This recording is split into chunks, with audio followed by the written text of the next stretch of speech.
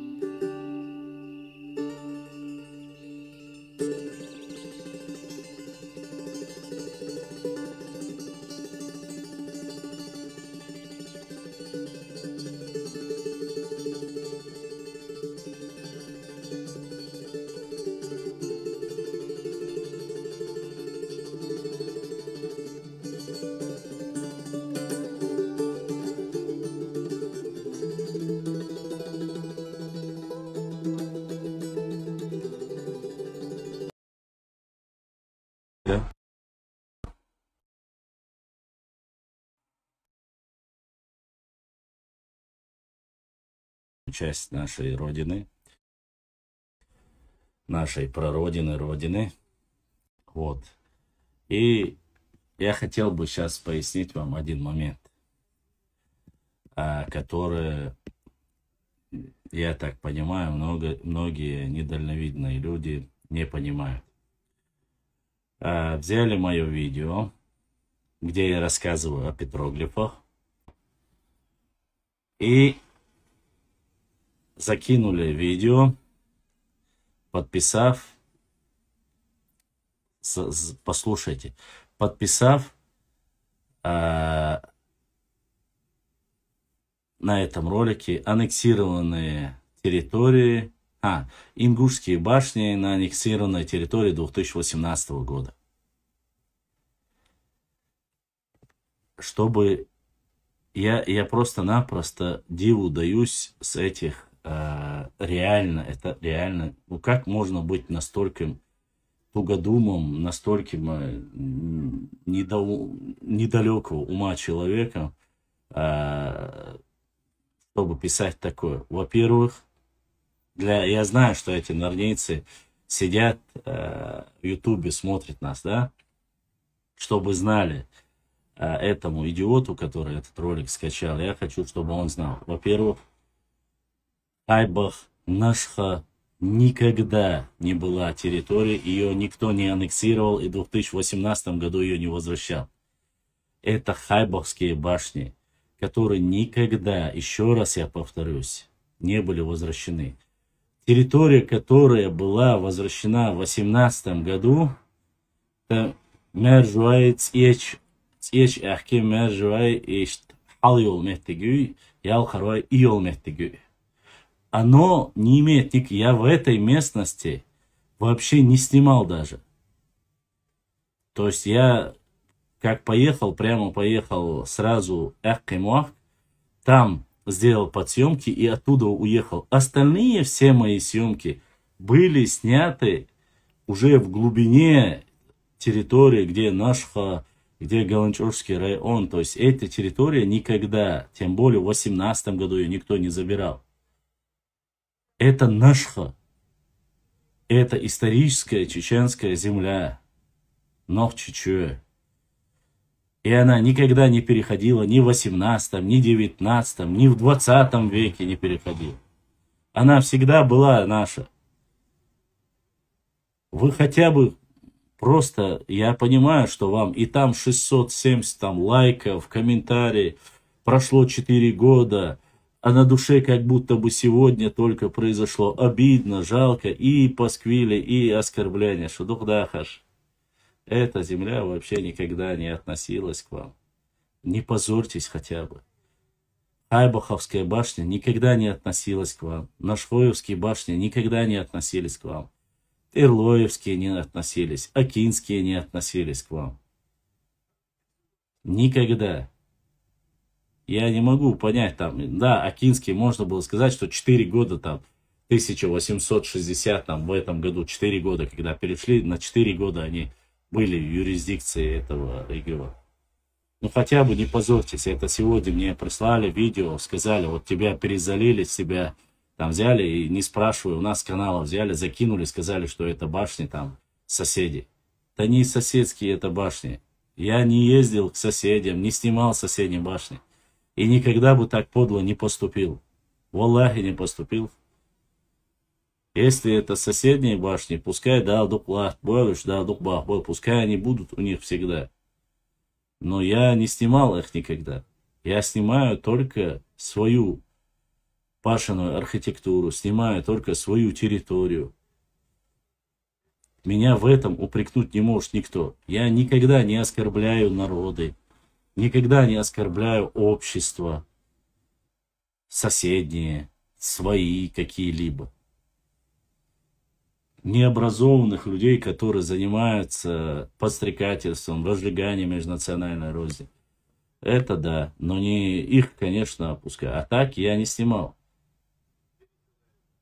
То есть, не зная, что даже эти территории не являются, они не находились в 18 году, до 18 года, они вообще не находились. Я не знаю, где вы учились и что. Я прекрасно понимаю, мне рассказывают, что многие даже и не знают, где эта территория находится. Но если вы не знаете, зачем вы позоритесь? Зачем вы позоритесь? Когда это наша была ваша территория? С каких пор? Смех, грех, позор, конечно. Не знать даже свою историю, а тем более уже лезть к соседям. На каких ваших башнях подряд 8 или 9 петроглифов есть?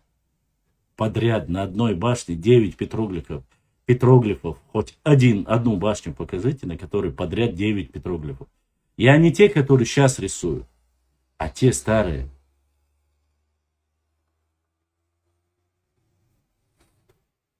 Так что нарнийцам привет. Вы, как всегда, подняли вонь, подняли звон, не знаю, где он. Вот так и получилось. Ладно, продолжим наш эфир. И если у вас есть вопросы, задавайте вопросы. Если у вас есть что-то, что хотели бы узнать, Ибраим, думаю, присоединил непосредственно наших ютубовских братьев, сестер. Если у вас есть вопросы, задавайте, отправляйте. Не ждите, пока у меня останется 2 минуты. Обычно интенсивно начинает задавать вопросы, когда у меня загорается лампочка, и через 2 минуты должен отключиться, потому что оканчивается трафик. Вот в этот момент все активно почему-то пишут. Пишите сразу, задавайте вопросы сразу, по максимуму. Постараюсь ответить. Если по сегодняшним постам что-то хотите там узнать или что-то услышать, комментарии или что-то вы хотели бы, где-то я ошибся, где-то я был неправ, лучше здесь в эфире задавать эти вопросы.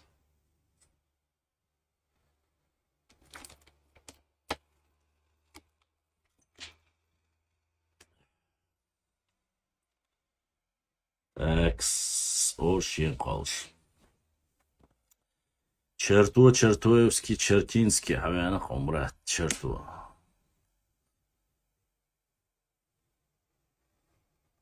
Тут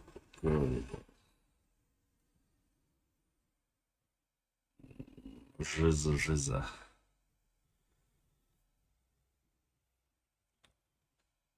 Есть ли у вас вопросы Задавайте, какие вопросы вам интересны, важны, если есть. Если нет, то я не знаю, стоит мне взять карту или книги, вы сразу уже начинаете там спрашивать. Главное, это по ходу какая-то магия, чтобы я, главное, не зачитал. Вот, вы начинаете задавать вопросы. Хотя у нас есть книги, которые вполне даже интересны. Я даже и не начал про башенные комплексы. У нас есть каталог, вы знаете, да?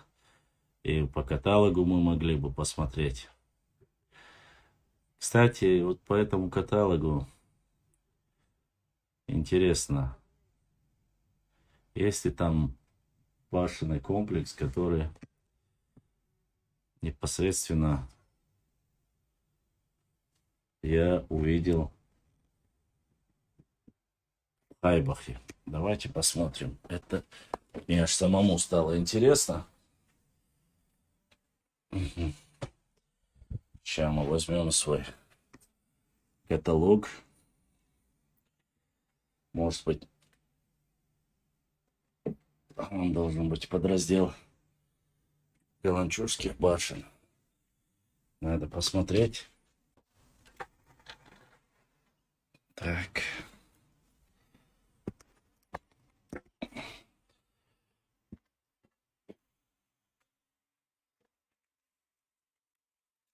Если я найду эту башню заодно, тогда я вам ее покажу.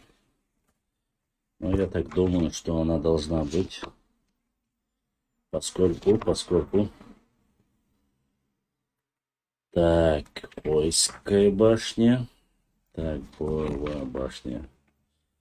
Это восточная, Магаройские башни. Тикоройский исторический архитектурный комплекс, башня Боевая. Так, Садойский историко-архитектурный комплекс. Так, башня Харкороевская, Харкорой башня, Веденский район, Арсоевский историко-архитектурный комплекс. Так, это Шаройский район. Сейчас мы... Так. Давайте посмотрим, сейчас мы...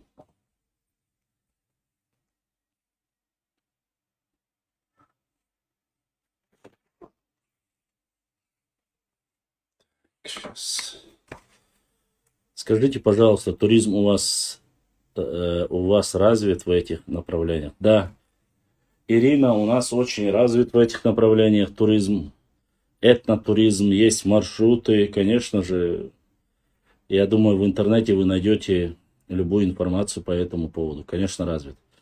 Правда дороже. Башлам, ассаламу алейкум. Простой вопрос. Почему жена Ермолова так разошлась? Алейкум ассалам. В смысле, почему жена Ермолова так разошлась? Развелась или что ты имеешь в виду конкретно? Про жену Ермолова я не сильно интересовался. Главное, я знаю, что это она не нашей национальности, и все, дальше меня это не волнует. Честно вам скажу.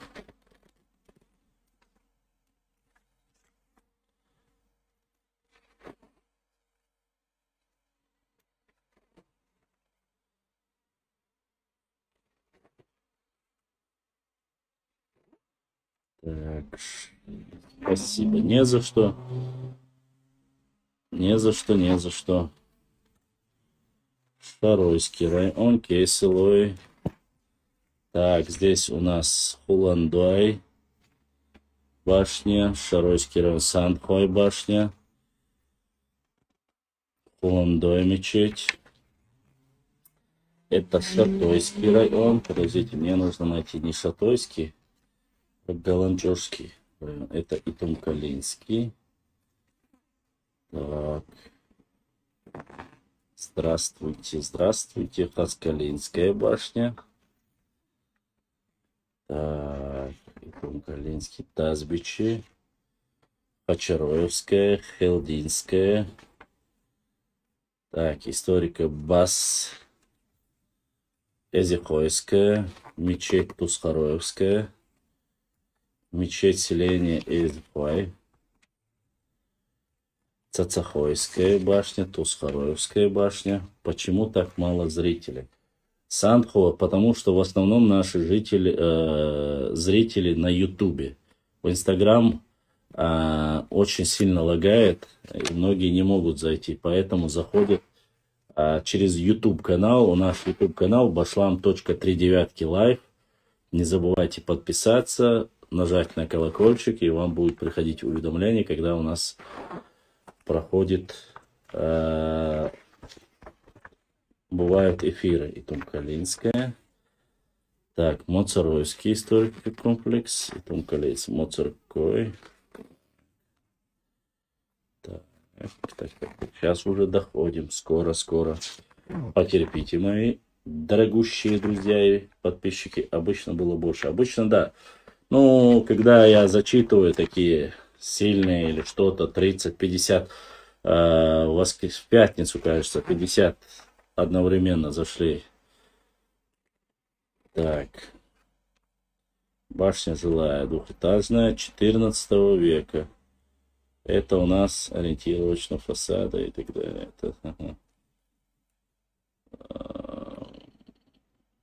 Трехэтажная башня. Басхоевские, башня боевая Метибал.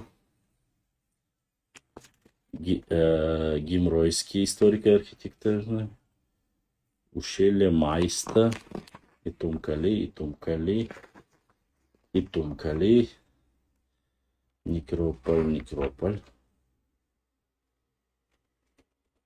Так, Цикалоевский и Тумкалинский район.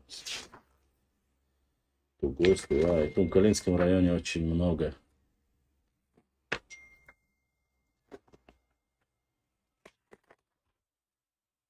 Очень много в Тумкалинском районе. Так, это у нас Саханоевский, Тумкалинский район. И Тумкалинский. Чуточку, сейчас мы. Башня жилая, Тумкалинский и Тумкалия. Зингалийский историк. Ага, вот.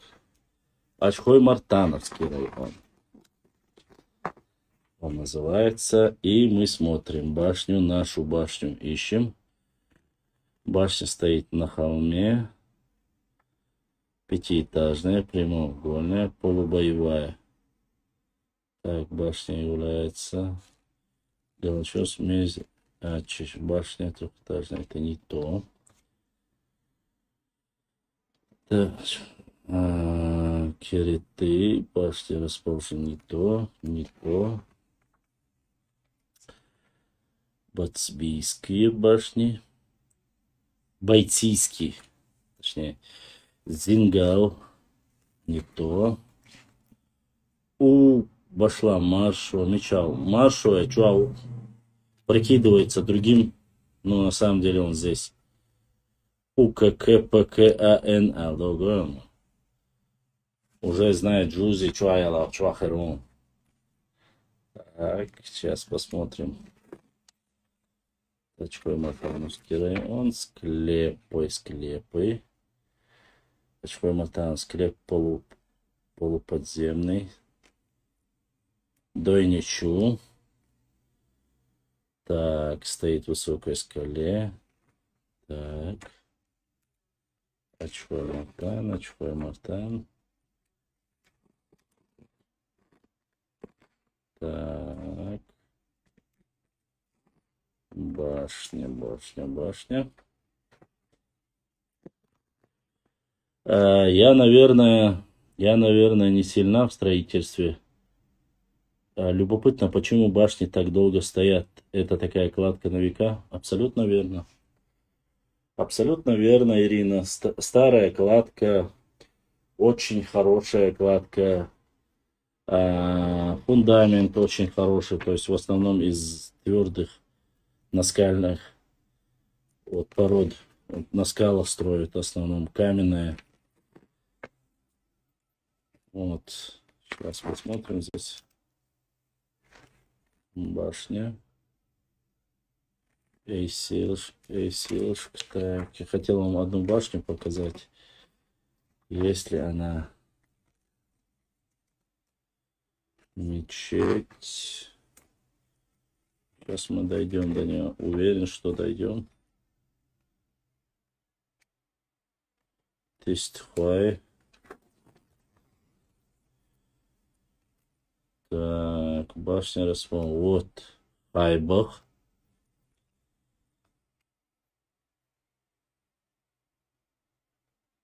Так. Это в северной части местности Хижик представляет собой укрепленный комплекс, стоит в крутом рельефе. Башня четырехэтажная, ориентирована стену со стороны света, прямоугольная, толщина, дверные оконные проемы устроены тщательно, подготовлены из северных камней. Так, центральная часть Хайбах, пятиэтажная, башня пирамидальная. Так, перемычки на всех стенах. Очень похоже на ту башню, которая... Вот она, башня. Нашел эту башню.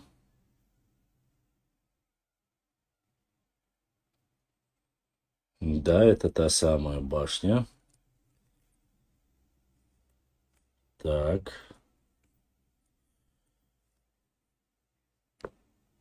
Сейчас.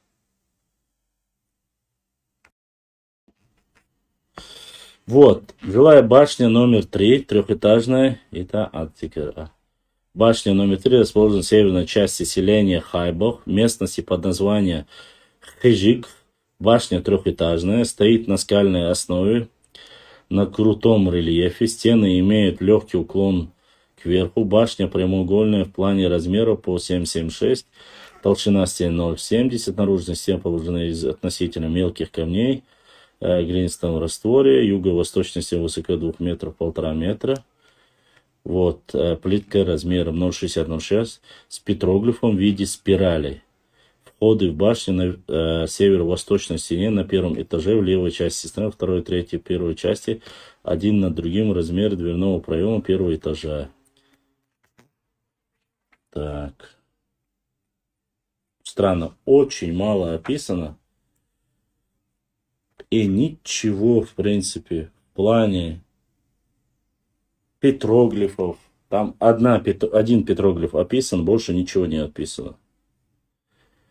К сожалению, фотографии тоже желает себе лучшего, конечно. Есть эта башня. Там Чермахоевская башня.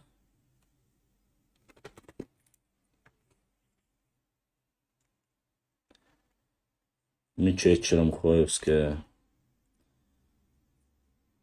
Хейлах тоже башня, которую мы вам показывали, тоже есть. Так что здесь разгонишься. Честно сказать, очень мало описано. Хотя каталог очень даже себе неплохой. Оформление неплохое, очень богатое. Вот.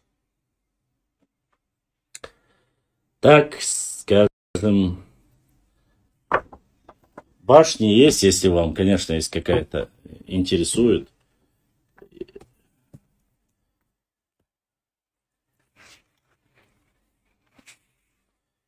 Они записаны как Очхой-Мартановские комплексы. Не Галанчевские, они, походу, с расчетом того, что Галанчевский район сейчас не восстановлены, как Очхой-Мартановские они идут все. Да, я кепк. Он сакепк, но умеет? Или ты так любишь посмотреть, хочешь так сильно понаблюдать за моей лысиной? Я не помню. Что бы ни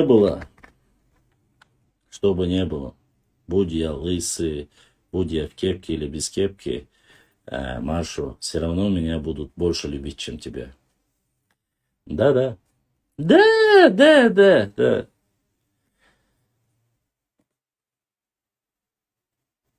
144.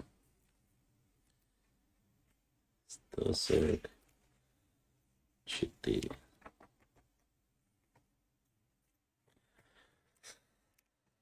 Так, давайте чуть-чуть я вам зачитаю. Вац, Мишель, вац. Машу, вац, умадаться. Зачитаю сарматы и дзурдзуки. Думаю, что это очень интересно. По крайней мере, я надеюсь, если вам интересна история, по какому принципу называли башни? Только по названию селения или какое-то другое? Нет, по названию селения не столько называли. Фиксация на каталоге происходит по названию селения. По названию владельца этой башни. По названию тейпа называли башню. Вот таким образом называли в основном. Так, ладно, послушайте. Это немного, я надеюсь, что это быстро, здесь совсем мало. Джавахашвили считал, что племенное название Шаруа, многочисленным Шаруа, лежит в основе не только названия города Шарван или Ширван, но и этнонима Сармат. Опираясь на античные и древнегрузинские источники, он пришел к заключению, что название Сармат должно было на Кавказе звучать как Шармат, и связывал его с тем же чеченским обществом Шаруа-Шаруай, с добавлением термина мат, страна, земля. Интересно, что на территории азиатской Сарматии Ашхарайцуци упоминается провинция область Шрван с оглаской, по всей видимости, Шарван. Вот. Это еще раз доказывает, что к древним кавказским, древнекавказским и преднеазиатским названиям, составленным на этнической основе, могли добавляться как термин «мат» – страна, место, земля, так и термин «ван» – место, земля, населенный пункт. Как видно из этих значений, во многих своих применениях эти термины «мат» и «ван» полностью синонимичны. Если исходить из свидетельства древних авторов, сарматы или их значительная часть, по-видимому, действительно являлась конгломератом коренных кавказских народов и племен. Я хочу вам напомнить, что очень много сарматских захоронений часто находят, особенно когда прокладывают дороги. Мы нашли уже несколько сарматских захоронений, которым по 4,5 и где-то 4,5 тысячи лет и 4700 лет нашли сарматские захоронения. Это, по крайней мере, из тех, что я знаю буквально недавно, когда прокладывали дороги или происходили оползни. Это на территории Всенок-Чучо. И эта часть в основном восточная часть, то есть это области Курчелой, Гудермес, вот в этой области. Дальше. Если исходить из древних авторов, так, это я зачитал. Так, описывая сарматов, Страбон оставил нам следующее свидетельство.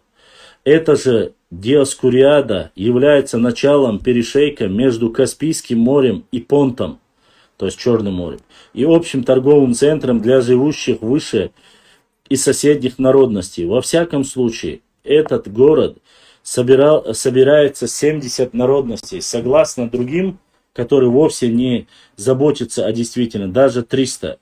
Все они говорят на разных языках, так как живут врозь и замкнуто в силу своей замкнутости и дикости.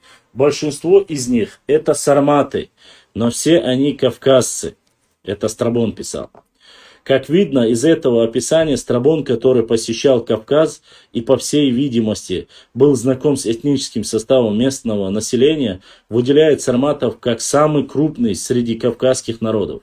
А чтобы было понятие, у нас у всех, вы знаете, самый крупный народ на Северном Кавказе по настоящее время и почти что всегда в основном является на Северном Кавказе, центральной части, является кто? Ну, чтобы вы понимали логически. Я говорю про автохтонные народы, не забывайте, мы не говорим про пришлые народы. Вот, среди семикавказских, так, как видно из описания, Страбон, который посещал Кавказ, по всей был знаком с этническим составом местного населения, выделяет сарматов как самый крупный среди 70 кавказских племен этносов. Иными словами, сарматы – коренной кавказский народ, который во время Страбона, вторая половина первого до нашей эры, первая половина первого века нашей эры, превышал численно остальные народы региона. Учитывая, что древнегрузинские летописи свидетельствуют о том, что родоначальнику древних нахчийцев Кавказу принадлежали земли от реки Ламеки, Терека, до пределов Кавказа на западе, наличие среди кавказцев, сарматов определенно нахчийского этнического элемента весьма вероятно. Заметим, что Вахушти Багратиони, любимый автор наших соседей, в географии Грузии отмечает, что Ламеки – это Терек, а пределы Кавказа на западе достигают восточного побережья Черного Понтийского моря.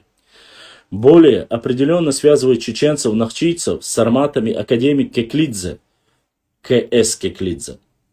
Исследовав источники генеалогической таблицы в жизни картлийских царей, Кеклидзе пришел к выводу, что кавкасианам, нахчийцам, у Леонтия Мравелли соответствуют сарматы, савраматы. Что касается древней армянской версии жизни картлийских царей, то в ней к сарматам добавлены также аланы.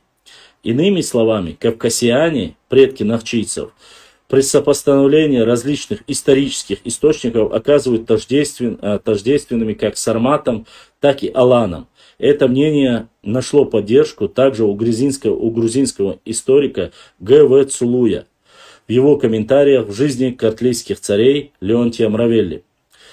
Страница 43-44, примечание 7. Продолжая исследования в этой области, мы сталкиваемся с любопытным обстоятельством. Анани Ширакаци, которому приписывают авторство Ашхарайцуца, был выходцем из области Ширак и одновременно с этим уроженцем города Ширакован, отсюда и прозвище Ширакаци или реже Ширакованцы. Известно, что область Ширак в Армении, Кавказской Албании и Предней Азии были известны 3 области с таким названием. Получила свое наименование от сираков, одного из сарматских племен. Говоря об этом племени, В.Б. Виноградов и С.Ц. Умаров отмечали, этнический состав Сиракского союза еще далеко не ясен, однако считается, что он включал как сарматские, так и аборигенные кавказские племена. Эти же авторы далее выявляют среди сираков явный нахчийский этнический элемент с названием кантики, которое происходит от чеченского слова кант, сын, юноша, парень, молодец. С учетом этого обстоятельства вряд ли стоит удивляться тому, что мы то и дело наталкиваемся в закавказских и преднеазиатских областях Ширак и Нор-Ширакан, Новый Ширакан, на топонимы, в том числе и Нахачеван, явно связаны с чеченцами нахчиями. По мнению Вахушти Багратиона, любимого автора наших соседей, вся горная страна между Каспийским и Черным морями получила свое название по имени родоначальника древних нахчийцев Кавкасуса. Вахушти Багратион вслед за Леонтием Мравелли отмечает, что после нашествия хазар на Кавказ среди кавкасиан уцелел лишь Дзурдзукос, сын Тинана, превосходящий из потомков Кавказа. На что касается других потомков Кавказа, живших к западу от истоков Арагвии, то они, как пишет грузинский историк, были уничтожены хазарами. О широком расселении древних нахчийцев по Кавказу свидетельствует также историк Давид Багратиони. последователь и родственник царевича Вахушти, который отмечает, что Зурзукети во времена первого грузинского царя Фарнаваза 4-3 века до нашей эры располагалась в Колхидской провинции и на том месте, где позже появилась Сванетия. Вахушти Багратиони, описывая эту эпоху второго царя Грузии Стаурмага 234-159 года до нашей эры, также отмечает, что само название Сванетия появилось с момента заселения этого региона нахчийцами-дзурдзуками. Он пишет, некогда население не вмешивалось в дзурдзуки, и царь Саурмаг переселил их на местность Савани, после чего и назвали Сванетти. Судя по толковому словарю грузинского языка, Саванис означает жилище, стойбище, место пребывания. Возможно, в топониме Саванис присутствует компонент ван, место пребывания, поселение, страна, провинция, о котором говорилось выше. Предполагать это позволяет наличие названия Савани, картвельским топониобразующего аффикса «са», который закономерно сопровождается в картвельских названиях местности топонимообразующим суффиксом «ет». «Ет-и», что в конечном итоге констатирует на базовой основе «ван», знакомый нам топоним «Сванетти». Вот так вот в Ютубе нет шума. Башлам. Да, сначала что здесь жарко, я так здесь, как говорится, весь. Вот. А материалы, по которому были составлены вот эти текст, параграф, Джавахашвили, армянская география 7 века, Мравелли Леонти, Вахушти Багратиони, Киклидзе, православная энциклопедия, Габибейли, Виноградов, Багратиони Давид, Вахушти Багратиони, толковый словарь грузинского языка, Макалетия, 12 ссылок, и ни один из них не является непосредственно ссылкой, которая непосредственно относится к чеченским источникам. Вот так вот. Вот такие вот дела касаемо Дзурдзукети, Сарматы и Дзурдзуки. Вот. Задавайте вопросы, если у вас есть вопросы. Есть еще следующий параграф, там есть Дзурдзуки в Причерноморье, есть чеченцы-кистинцы. Кажется, чеченцы-кистинцы я вам зачитывал, да? Или нет, зачитывал? Зачитывал, да, конечно.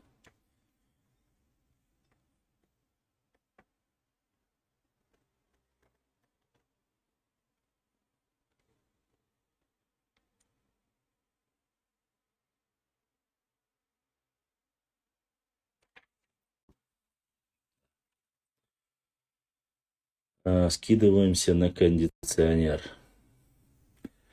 Борз, я понимаю, ты у нас парень юморной.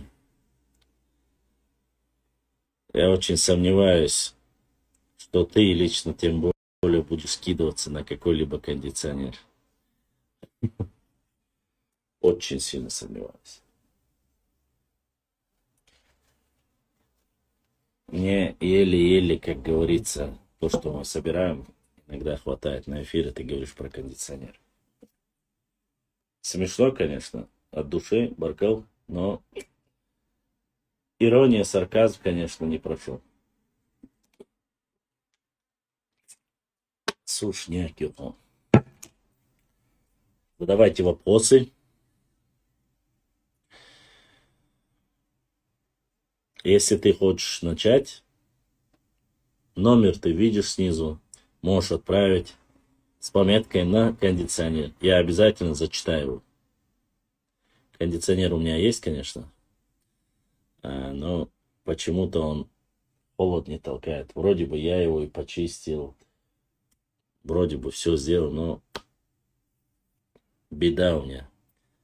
Свободная Ичкерия, Ибрагим, передай Башламу мой вопрос. Последний раз на какой чеченской горе он был? Последний раз я был прошлую неделю. Я был на Пешхоевской горе. Последняя гора была Пешхоевская, на которой я был. Пешхойлан Техалас. Начал я Лам Экки с их гор, а потом уже... Сельджуки к нам не имеют никакого отношения. Это турки. Турки-сельджуки. Это кочевые племена.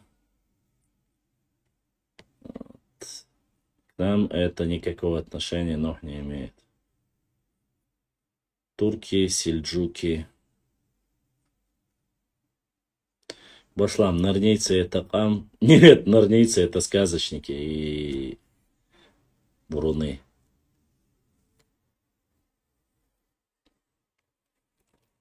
Вот из-за этого что? Смотрите. Первый параграф. О родстве чеченского языка с хуритским. Хурита-урарским. Второй параграф. Нахчи и Нохчи. Это второй параграф. Третий параграф. Нахамат или Нахчимат. Инновации от Яковлева и Заурбека Мальсагова. Это третий параграф. Четвертое. Нахчи как общее самоназвание чеченцев и ингушей. Пятое. Чи – человек и чи – люди, изыскание Адольфа Дира. Это я вам параграфы рассказываю, которые, если вам интересно, скажете, вот это было бы интересно, я могу зачитать. Шестое. Пастырь горных земель Кирилл Данаури. Седьмое. 5 городов с названием Нахачеван и княжество Нахчери. Восьмое. Крепость Нахчеван в Кахетии. 9. Арцах и Тейп Варандуай. 15. Чеченцы Дзурдзуки. Это то, что мы читали. 16. Этимология названия Дзурдзуки. Дурдзуки. 17. Дзурдзуки и Бунтурки. 18. Сарматы и Дзурдзуки. Это я читал. 19 параграф. Дзурдзуки в Причерноморье. 20 параграф. Чеченцы-кистинцы. 21 параграф. Шарвай, Шарван, Шаруэли, Шарур. Это я читал вам. 22. Страна Халиб в чеченских тептерах. 23. Царство Халиб Нухаше в Сирии. 24. Сасаны, Шешены и Нахчи. 25. Кавказ, Кавкасиане. 26. Кавкасиане и Кабанцы.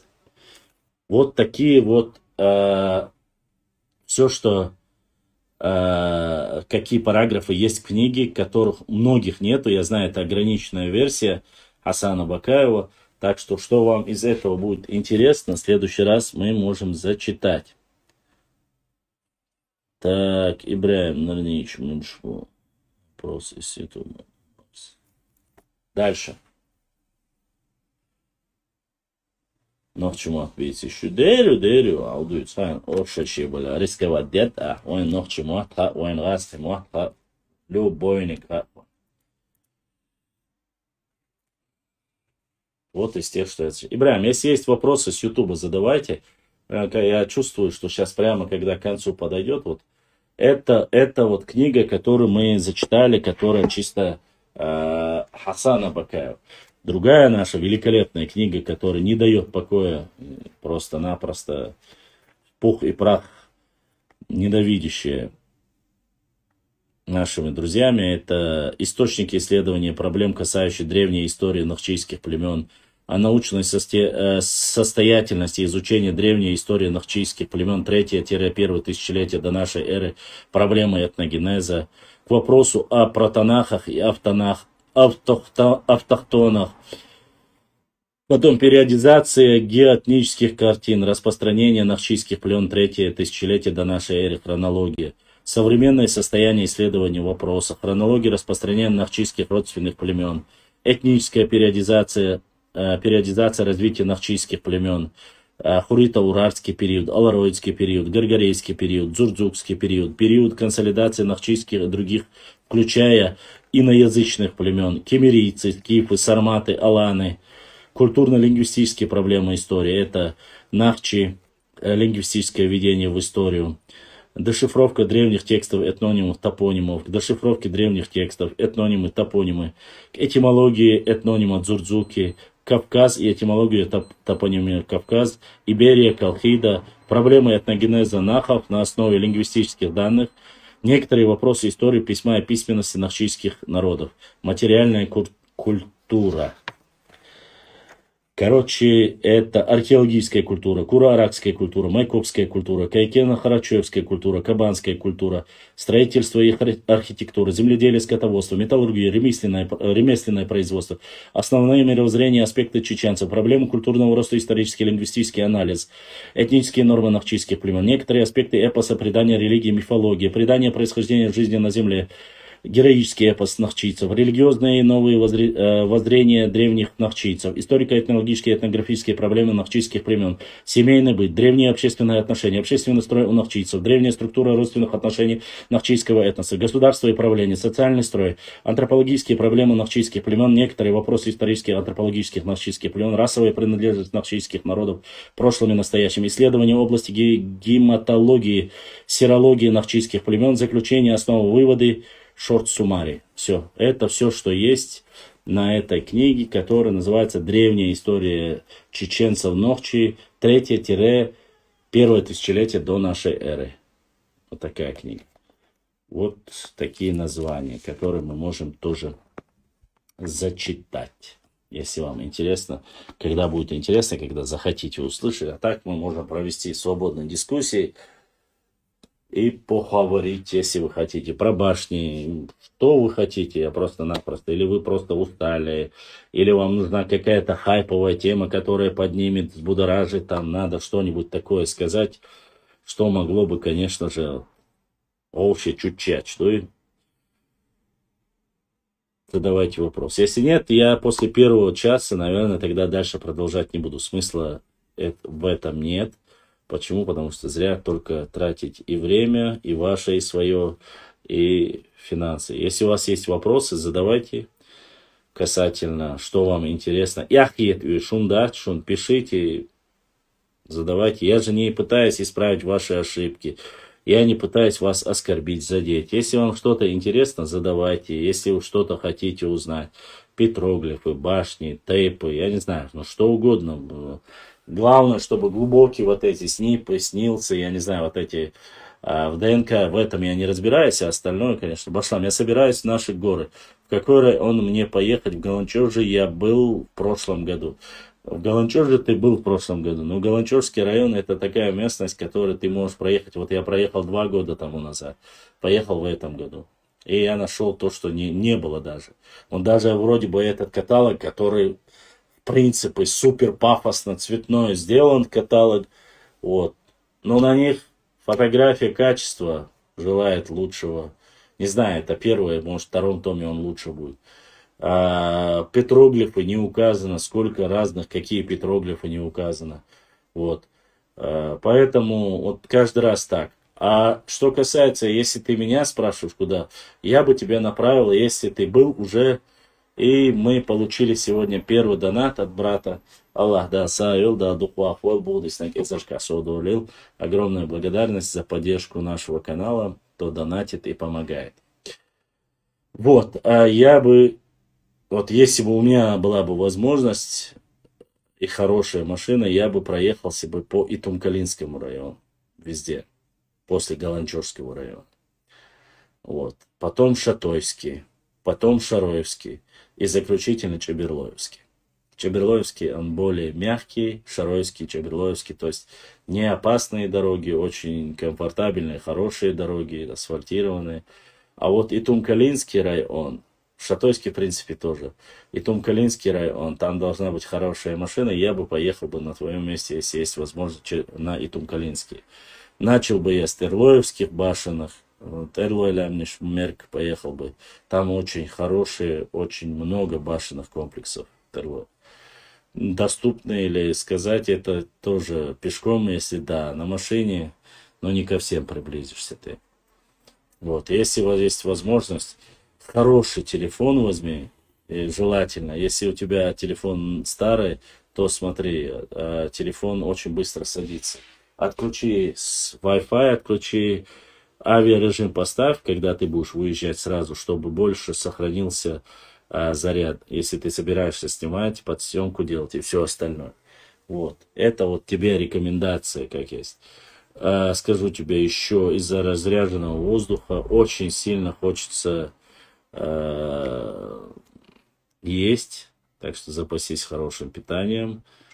И 1 или 2 телефона обязательно, если хочешь делать подсъемки. Не рекомендую ехать туда, если у тебя твоему телефону там 4 или 5 лет, как моему, потому что ты почти что не сможешь заснять, он сядет просто-напросто. Но если у тебя есть какие-то там приспособления, квадрокоптеры, там хорошая камера, не знаю, на свое усмотрение. Мне смысла нету брать видеокамеру, потому что, во-первых, у меня нету резака, нету ноутбуков и этих вещей. Мне все приходится делать на телефон. Нарнеец пишет. Башлам. Памтуй пришли и чистая правда, когда говорят старцы из Галанчожа, это знают все, Башлам. Это говорят все. Во-первых, то, что пхамтой является орствой, говорят многие. Или хаккой. Но это, как говорится, только разговор. Ни больше, ни меньше.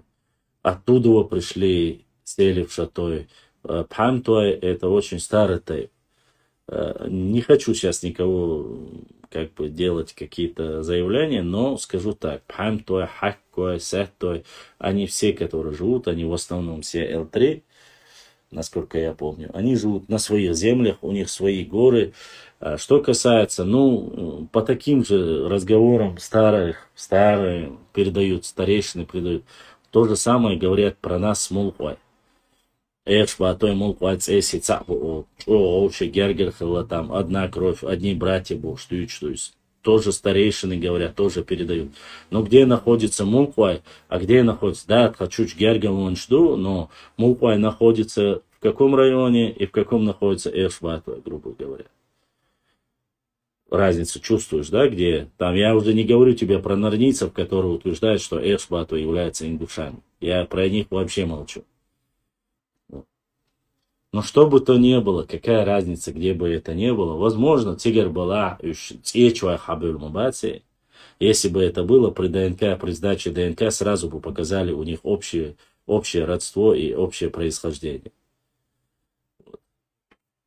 Поэтому нужно быть осторожнее со своими словами, очень осторожно. Пхамтуай хаккой сехтой цен нохчибу. Ишшатуайбу. Ваш Андрей, ваш Трой, Тум Суай, Кедабершет, который Межуай, который там проживает, они все это один кластер. Не нужно их трогать, тыкать, они все живут на своей земле. И нечего сейчас придумать, то есть автоматически вы хотите сделать пхамтой пришлыми. Если пхамтой пришли, то и хаккой. То придирались к хаккоевцам, потом придирались к этим, потом придирались к ворандоевцам, потом придирались к нихлоевцам. Всем ко всем, что есть, остался какой-нибудь шатойский тейп, к которому вы не придираетесь. Я вообще говорю, не тебя имею в виду. Жалбек. Башлам, ингуши говорят, что Малгобек, Сунжинский районы, что их земли правда или нет, неправда. Сейчас правда, сейчас они уже перешли, во-первых. Во-вторых, эта земля, в первую очередь, она была, там присутствовали адыги, адыгская, но кабардинцы это и есть те же самые адыги. После они продали эту землю, Бек Черкасский продал ее российской царской России. После этого часть этих земель была заселена терскими казаками. Терские казаки во время, когда в горные экспедиции происходили, оттуда, с горной части, были переселены многие орстхоевские тейпы. Чтобы было проще управлять, их переселили ближе к этой земле. То есть там были адыги, там были Уарсхой. Они граничили между собой. Когда адыги потихоньку эти земли продали, ушли, по соседству посадили тех же сунжинских, татарских казаков там этой области. Но, конечно же, не без того, что забрали, отняли. Ингушей там вообще не было и рядом. Это Уарсхоевские земли. Если кто-то и может сказать только Уарсхой. Уарсхой это не ингуши. Если на то пошло. Если мы говорим, что Уарсхой наши, мы можем сказать, что там наши ногчи жили. Основываясь на то, что Уарсхой ногчи. Точно так же, если основываются ингуши, как говорят, что Уарсхой это ингуши, то тогда да. В таком плане это получается да. Но иначе никак нет. Уарсхой были. Потом Уарсхой, вы знаете, в 1865 году 3500 чеченцев, 1500, имеется в виду чеченцев, там уже указывается конкретно чеченских семей, 1500 карабулакских, это деление, опять же, это один и тот же народ, но деление делает царская Россия. То есть они называли там одно общество по одному и пытались раздробить. Но суть не в этом. Уарсхой с остальными ногчи семьями, 3500 чеченцев, 1500 семей.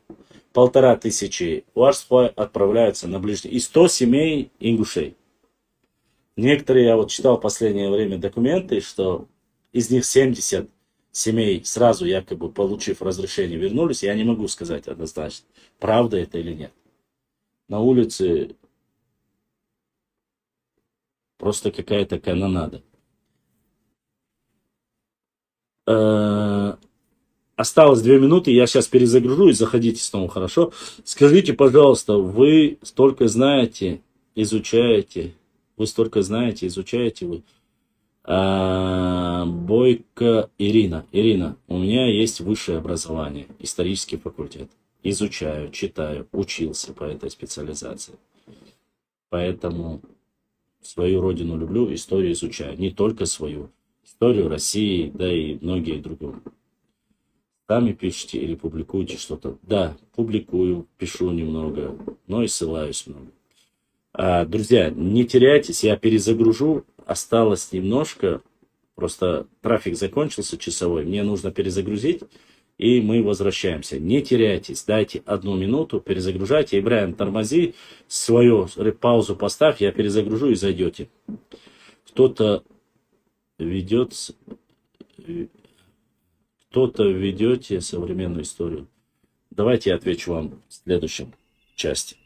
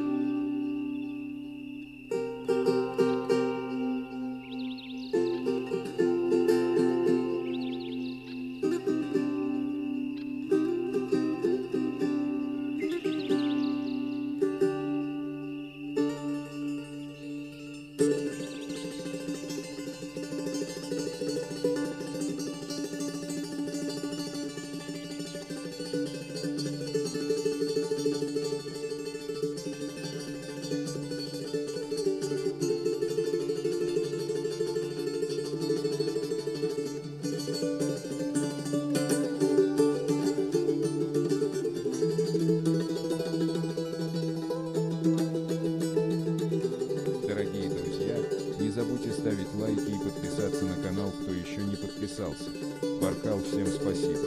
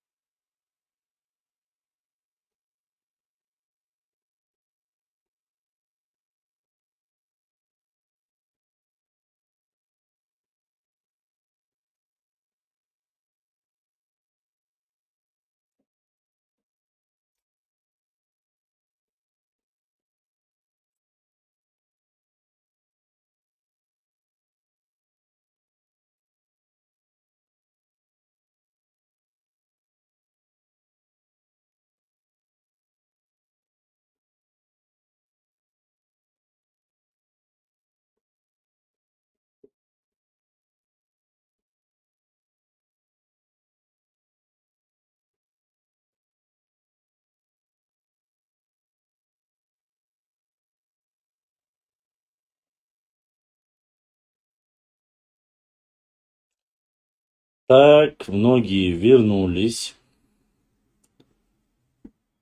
Давайте ответим на ваши вопросы.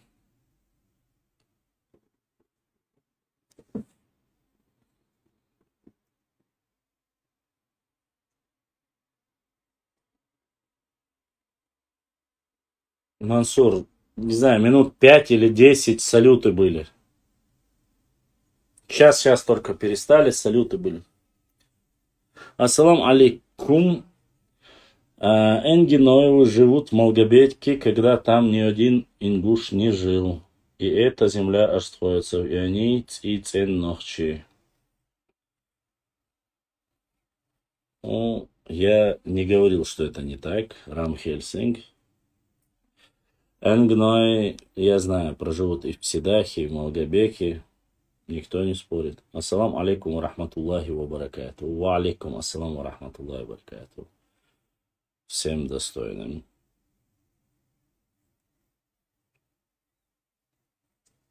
День единения чеченского народа, наверное, к нему какие-то салюты делают.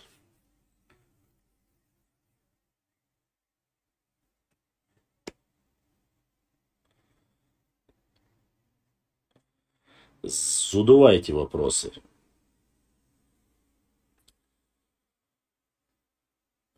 Бакстер. Так что... салюты. Да, это салюты. Салюты. Башла муду. Ой. Ларушу. Алхамдулилlah. Ларушу.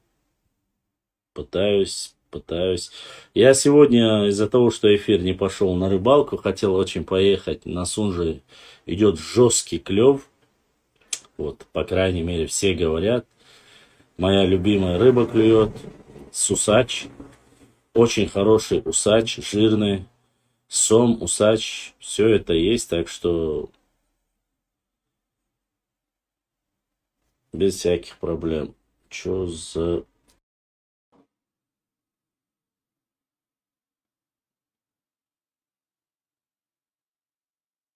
Валикум ассалам.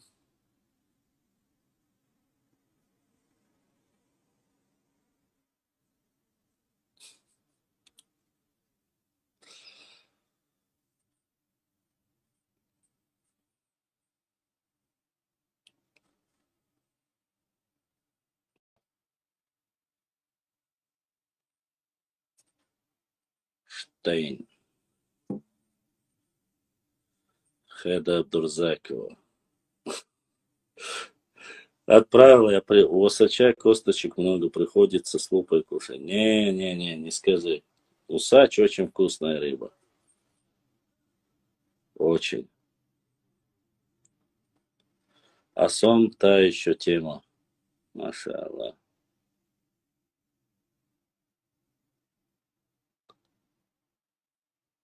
В этом году на Сунже очень хороший клев.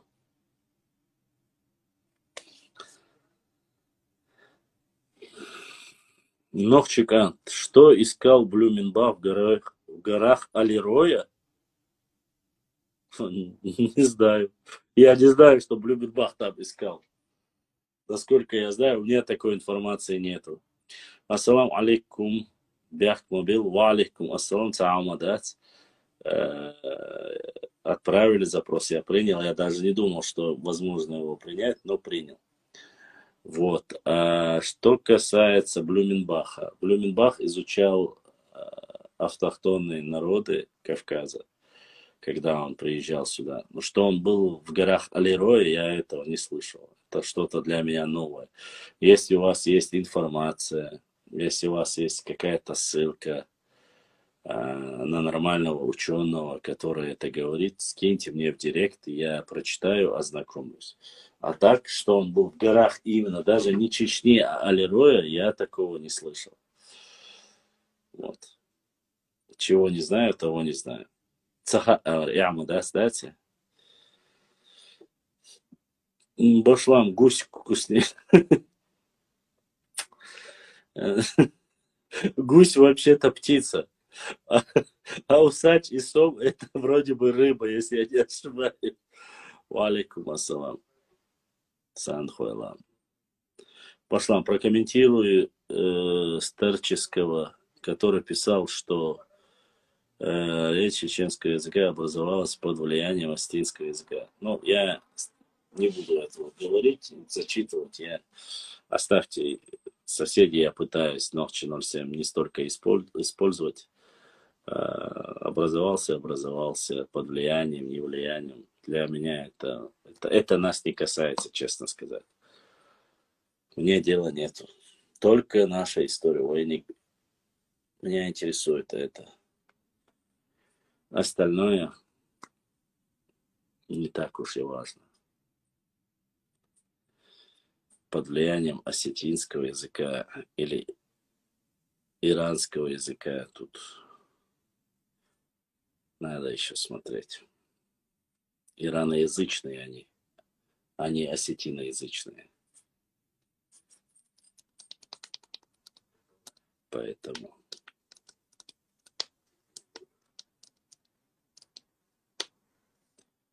дальше вопросы. Почему нас не касается? Это же речь чеченского языка.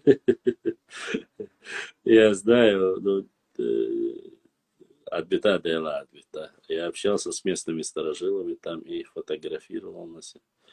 Я общался с местными старожилами там и фотографировал настенные рисунки. Но, ты там, возможно, я не про это, ты говоришь о том, что в горах Алирой был Блюменбах. Блюменбах, немецкий ученый 19 века. Причем тут ты и Блюменбах, я не могу понять. Скажите мне, любопытно, в наше время реально построить или повторить такое строительство таких башен?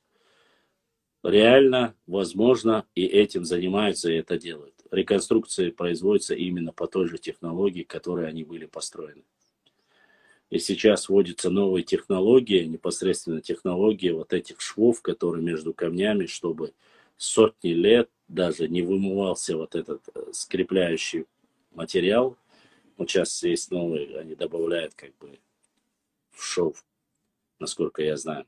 Ассаламу алейкум башлам. Ва алейкум ассалам. Суна хезни ра хаккой саттуэц хандекс хабюлы элла суна хлэт суна хайон. Цергепла группу юларамца. Дересхил низам. Ну, 3 брата считается. Хаккой, Пхамтой, Саттой. Вот эти 3. Насколько я знаю, Саттой, Пхамтой и Хаккой, у них гаплогруппа L3. Насколько я знаю. Вполне возможно, что есть и разнобой. То есть, возможно, что у них есть и J1. Я не могу сказать полностью, какой. Но в основе своей у них L3. Насколько я знаю. И у Пхамтой, и у Хаккой, и у Саттой. Вот. Лейла Абдурзакова пишет. А то, что Штаты в США переводятся не наши, а то, что Штаты в США переводят на наш язык. Массачусетс. Да не, Лейла Абдурзакова, это, конечно, такие вещи я вообще не приемлю. Техасы, Массачусетсы, такие вещи мне, пожалуйста. Это не моя область, я такими вещами не занимаюсь. Это Великая Нарнийская школа, пожалуйста, с этими вопросами не ко мне. Что от нашего языка происходит, нет, конечно, это просто обычный чеченский юмор и не больше.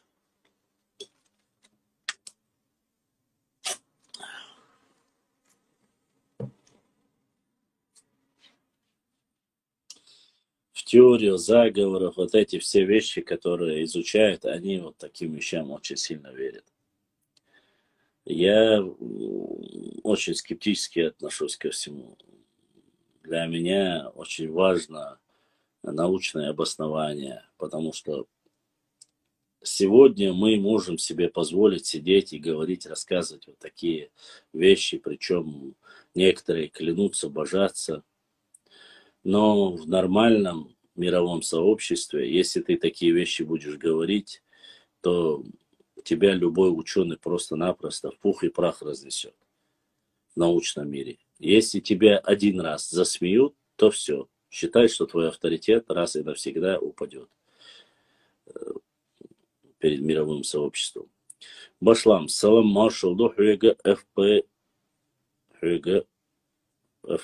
Facebook, чур дуаттах чунгар. Ва алейкум ассалам, хүйеге ду салам маршал, да дух вахвай. Адаб.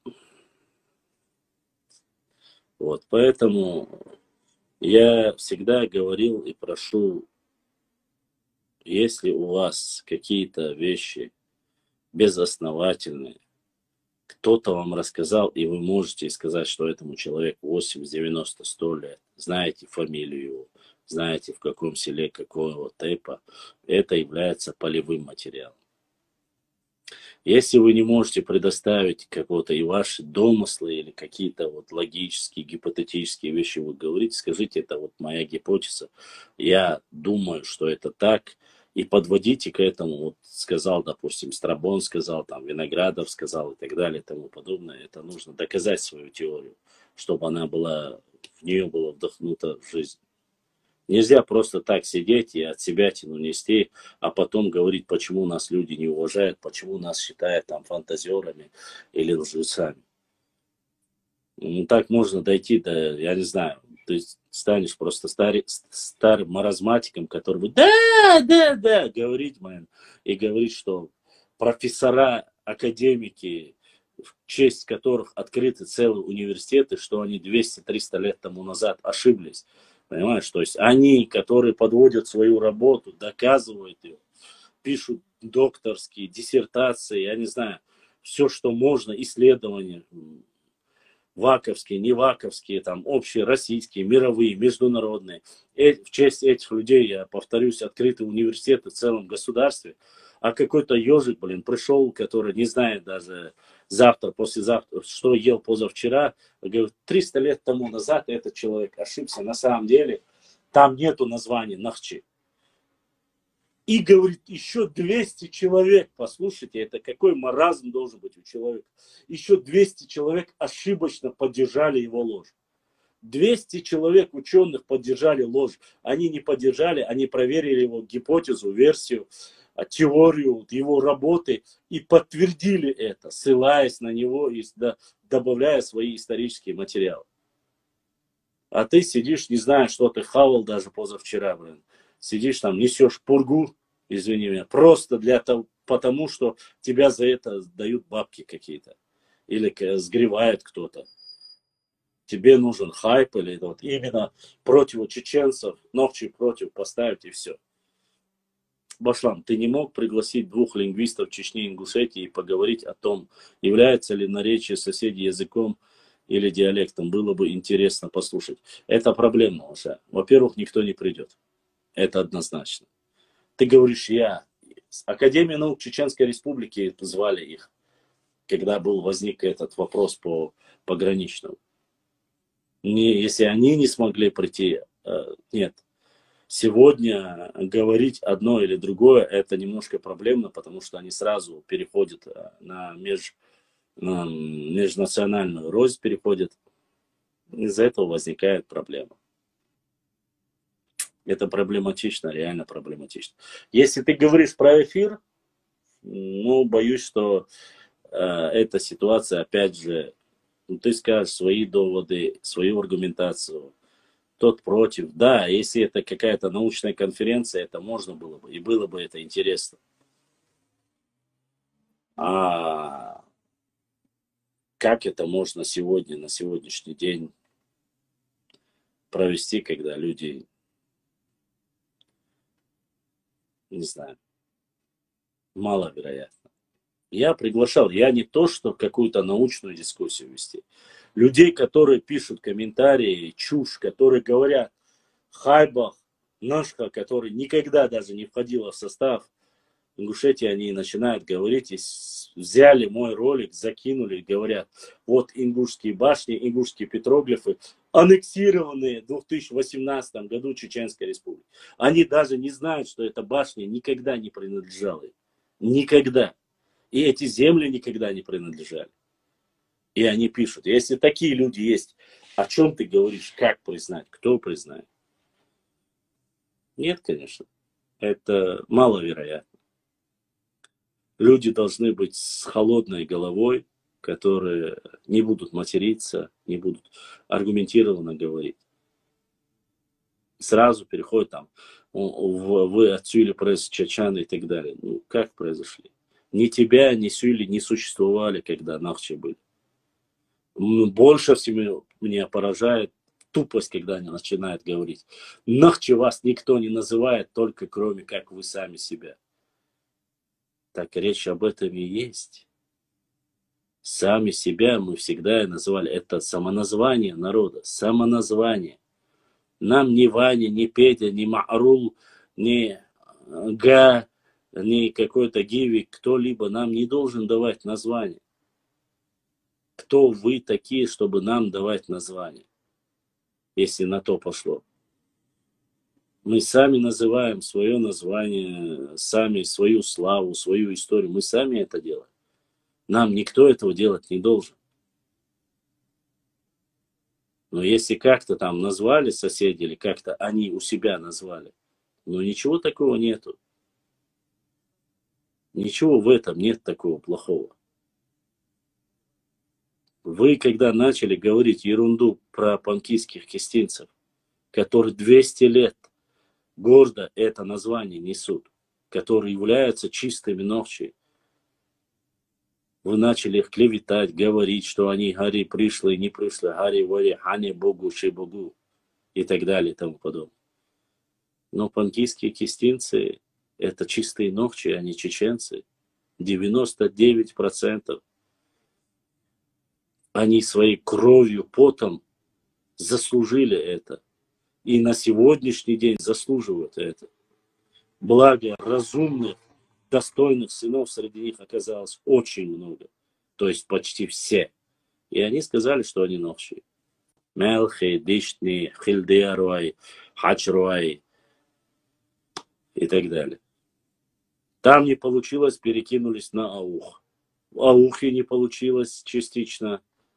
Там, кроме одного-двух, которых вы когда поняли, что они не говорят, что они те, кто вы, начали себя называть, их начали называть акоками, потом начали их называть акками, а вот акки, они якобы отдельный народ. Это мы тоже знаем, прошли. Дзурзуки. Дзурзуки 1 век до нашей эры начинается название. Вот. И по нашу эру это название было. Первое название от грузин — это Дзурзуки. Вот. Ну, если не считать кавказцев.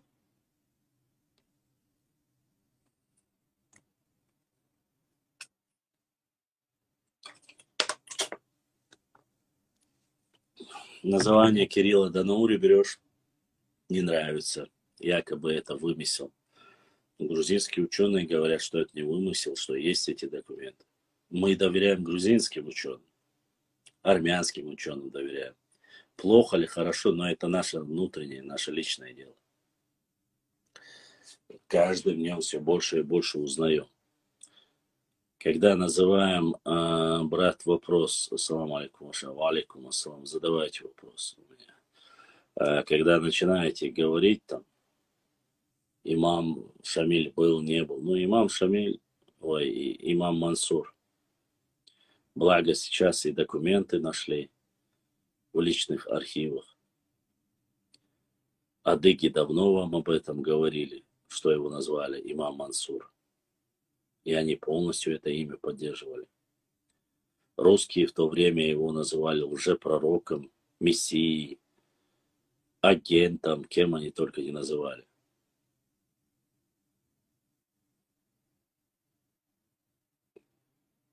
Каждый может верить в то, что хочет. То есть название у имама, у Мансура, у шейх Мансура, у Шурмы не может быть имам, а у вас без головы чувак 3 дня может воевать. То есть ваша правда, а наша неправда. Ну, так же не бывает.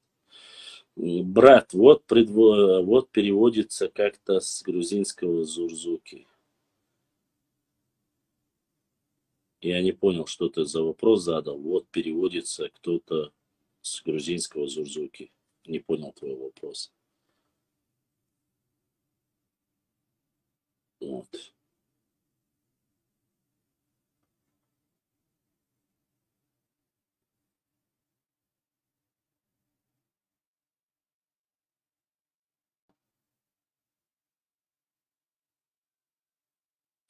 Вопросы задавайте, вопросы. Что вам интересно? Забыли про Бета Очхоевского и Тумсоевского Башлама. Забыли про Бета Очхоевского и Тумсоевского Башлама. Кто забыл? Я не понял. Ибрahim, что у нас там в Ютубе? Есть ли вопросы? Есть ли что-либо? Может, у кого-то вопрос, что-то.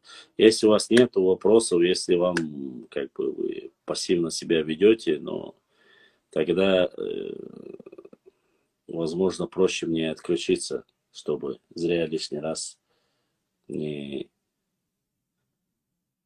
Башлам, не воруй камни. Да, у кого что воровать? Имеется в виду, переводится ли с грузинского названия Зурзуки, как и, например, горные люди или так как-то. Нет, я не слышал такого перевода, нету ни у кого.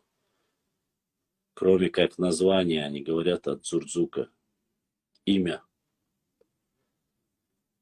В честь человека Дзурдзукети они назвали с кем.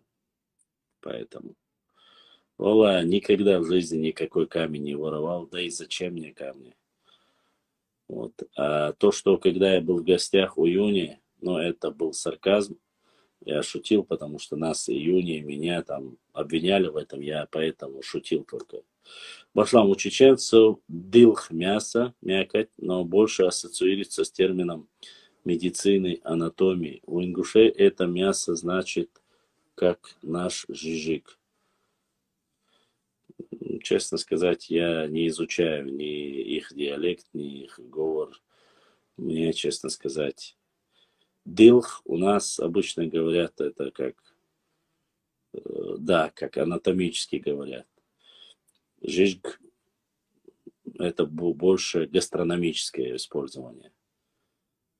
Анатомическое, гастрономическое, то есть одно вроде бы и то же самое, но несмотря на это, у нас еще и подразделение, часть, какая часть, пендаштир, отир, там, уартантир, там очень много моментов, поэтому Ибрагим, салам маршалду, орст хошкар, башламик, чакиялит. Ибрахим, салам маршалду, орст хошкар, башламик, чакиялит. Валикум ассалам, орст хошкар, да, сидра, да, доктор, чакиялит, я не понял, конечно. Ламроя, валикум ассалам. Джордж Вашингтон. У меня вопрос. Насколько восстановлены процентов башенных комплексов по всей горной части? 15%. 15% восстановлены. 15. Во-первых. Во-вторых, что касается горной части Нохчичуя, многие башенные комплексы трогать нельзя. То есть по разрешению Министерства культуры, там это все нужно, не так все это просто. Любой желающий пошел, построил башни, такого нельзя делать. Тем более, если это более или менее, там происходит консервация, нельзя трогать. Министерство культуры должно разрешение, то есть региональные власти, с ними нужно говорить поэтому. Башлам, жена Ермолова говорят, что мы не граничили с ингушами. Жена Ермолова, я не знаю, что за жена Ермолова, не граничили с ингушами, но это ерунда, честно сказать. Граничили, потому что по разрешению, дозволению Бейбулата Таймиева и адыгских обществ было разрешено заселиться на земли Назрани, насколько я помню. Это потому, что у нас полноценный язык. Вполне возможно. Сообщение. В общем, не по горским рукам. В общем, не по горским рукам создано. Не понял я. Изначально появились вары, потом тейпы, или наоборот, в каком веке. Что касается насчет тейпов, говорится, что с 9-10 я слышал такую информацию. Что касается вары появились позже. Появились сначала тейпы, потом.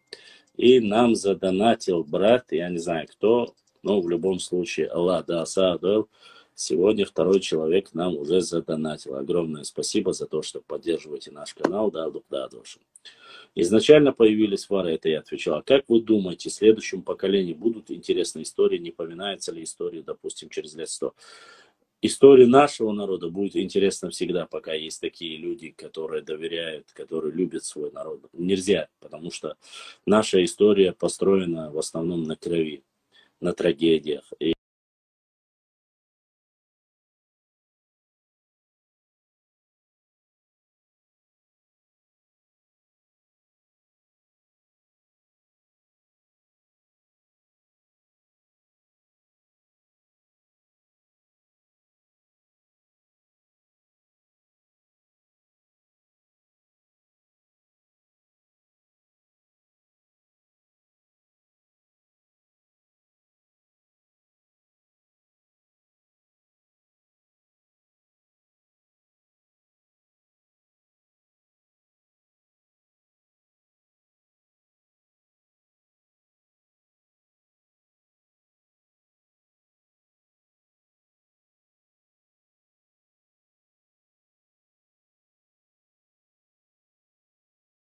фобы были такие, как Ермолов, я не знаю, может быть, Сталин, Берия, или Гвишиани.